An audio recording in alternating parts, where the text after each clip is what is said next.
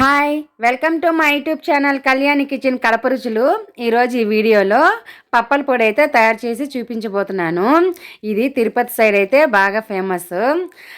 మేము కూడా అలానే చేసుకుంటామండి. మాకు తిరుపతి కూడా దగ్గరే 1 అవర్ జర్నీ. అది ఎలా తయారు చేస్తారో ఈ వీడియోలో చూపించబోతున్నాను. ఇది వేడి అన్నంలోకి నెయ్యి వేసుకొని తిన్నా, లేదా దోశలోకి అలా స్ప్రింకిల్ చేసి 2 టేబుల్ స్పూన్ల గీ అయితే వేసుకొని తింటే చాలా బాగుంటుంది. ఇది స్టోరేజ్ కూడా 1 మంత్ వరకు ఉంటుందండి. బయట ఉంచితే ఫ్రిడ్జ్లో పెడితే 2 మంత్స్ అయినా ఉంటుంది. దీన్ని ఎలా తయారు చేసుకోవాలో చూసేద్దాము. 1/4 కప్పు వచ్చేసి వెల్లుల్లి, ఫుల్గా పుట్నాల పప్పు అయితే 1 కప్పు తీసుకోండి. కప్పు ఈక్వల్గా అయితే వేరుశనగకాయ పప్పులు అయితే తీసుకోండి. టేస్ట్కి సరిపడా సాల్ట్, 1/2 కప్పు ఎండుమిరపకాయలు. నా టేస్ట్కి సరిపడా అయితే ఎండుమిరపకాయలు తీసుకున్నానండి. కారంకి తగినట్టు, మీ స్పైసీకి తగినట్టు అయితే తీసుకోవచ్చు. ఫస్ట్ స్టవ్ వెలిగించి కడాయి పెట్టుకోవాలి. కడాయి హీట్ ఎక్కిన తర్వాత 1/2 కప్పు ఎండుమిరపకాయలు అయితే వేసి వేయించుకోవాలి. నా దగ్గర ఈ బుడ్డ మిరపకాయలు ఉన్నాయి, అవి వేస్తున్నాను. మామూలుగా మార్కెట్లో దొరికే పొడవు మిరపకాయలు ఎండిటి ఉంటాయి కదా, అవైనా వేసుకొని వేయించుకోండి. కారపొడి మాత్రం వేయకూడదు. అలా వేసారంటే అది పచ్చి వాసన వస్తుంది. మనం మిరపకాయలు వేయించుకుంటాం కదా, తినేటప్పుడు ఈ టేస్ట్ కూడా, ఈ ఫ్లేవర్ కూడా తెలుస్తూ ఉంటుంది. ఇవి వేగిన తర్వాత ఒక బౌల్లో కానీ ప్లేట్లో కానీ తీసేసుకోండి, తొందరగా చల్లారిపోతాయి. తర్వాత 1 కప్పు వేరుశనగకాయ పప్పులు అయితే తీసుకొని లో ఫ్లేమ్లో వేయించుకోవాలండి. అప్పుడే వేగుతాయి ఇవి పచ్చివాసన లేకుండా. హై ఫ్లేమ్లో వేయించారంటే తొందరగా కలర్ వచ్చేసి లోపల పచ్చిదనం అనేది అలానే ఉంటుంది. నాకైతే 7 మినిట్స్ అయితే పట్టిందండి. లో ఫ్లేమ్లో వేయించుకున్నాను దోరగా.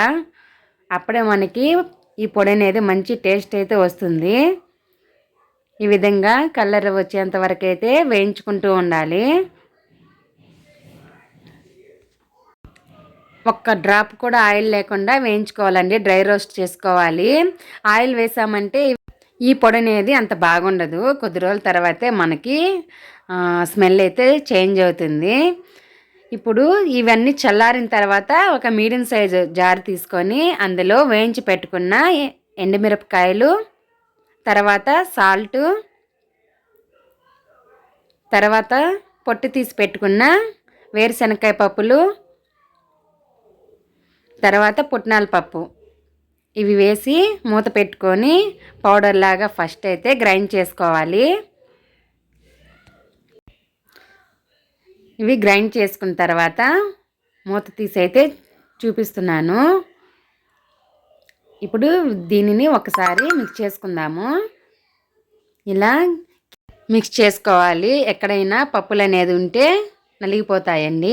ఇలా మూత పెట్టి ఇంకోసారి గ్రైండ్ చేసుకుందాము. ఇది ఫైన్ పౌడర్ లాగా ఉండాలండి. ఇప్పుడు ఇంకోసారి అయితే 1 స్పూన్తో బాగా మిక్స్ చేసుకోవాలి. ఇప్పుడు పొట్టు తీసి పెట్టుకున్న వెల్లుల్లిని కూడా వేసేద్దాము. మెయిన్ ఇంగ్రీడియంట్ ఇదే అండి. ఈ పొడికైతే మంచి స్మెల్ అయితే వస్తూ ఉంటుంది. ఇలా వెల్లుల్లి వేసిన తర్వాత ఒకసారి బాగా మిక్స్ చేసుకోవాలి. ఎందుకంటే కింద ఉన్న పొడికి కూడా మనకి వెల్లుల్లి ఫ్లేవర్ కూడా పట్టాలి కదా, అందుకనేసి నేను ముందే ఒకసారి మిక్స్ చేసి చూపిస్తున్నాను. ఇలా మూత పెట్టి ఇంకో నిమిషం పాటు గ్రైండ్ చేసుకోవాలి. అంతే, ఈజీగా అయిపోయింది ఈ పొడి అనేది. ఎప్పుడైనా ట్రావెల్ చేసేటప్పుడు ఏ కర్రీ లేదా పచ్చళ్ళు ఎత్తుకెళ్తాం కదా, అవి అయితే చెడిపోతాయి, ఉండవు లాంగ్ జర్నీ చేసినప్పుడు. ఈ పొడి అయితే తీసుకొని పూరి అయినా ఏదైనా తీసుకెళ్ళండి, చాలా రోజుల వరకు నిలువ ఉంటుంది. టేస్ట్ కూడా ఉంటుంది బాగా. జాబ్ చేసేవాళ్ళు లేదా ఎప్పుడైనా పని ఎక్కువ వర్క్ ఉన్నప్పుడైతే మనకి ఏం కర్రీ చేయాలో అసలు టైం కూడా ఉండదు. అలాంటప్పుడైతే ఈ పొడి అయితే బాగా యూజ్ అవుతుందండి. ఎప్పుడైనా ఖాళీ టైంలో ఈ పొడిని అయితే తయారు చేసి పెట్టుకున్నారంటే మనకి టైంకి కరెక్ట్గా పనికొస్తుందండి. చాలా యూజ్ అవుతుంది. నేనైతే ఆ రోజు నైట్ మా వాడు అప్పటికప్పుడు దోశలు అయితే వేయమన్నాడు, చట్నీ చేసే ఓపిక లేక. ఇలా అయితే పప్పల పొడి ఉంటే వేసి నెయ్యి వేసి ఇచ్చేసాను. చాలా బాగుంటాయండి అలా తిన్నా కూడా.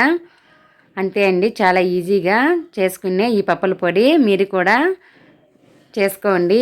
ఈ ప్రాసెస్ మీకు నచ్చితే ఈ పొడి కూడా ఇంట్లో తప్పకుండా ట్రై చేయండి. ఇంకో మంచి వీడియోతో వస్తాను. Thanks for watching. బాయ్.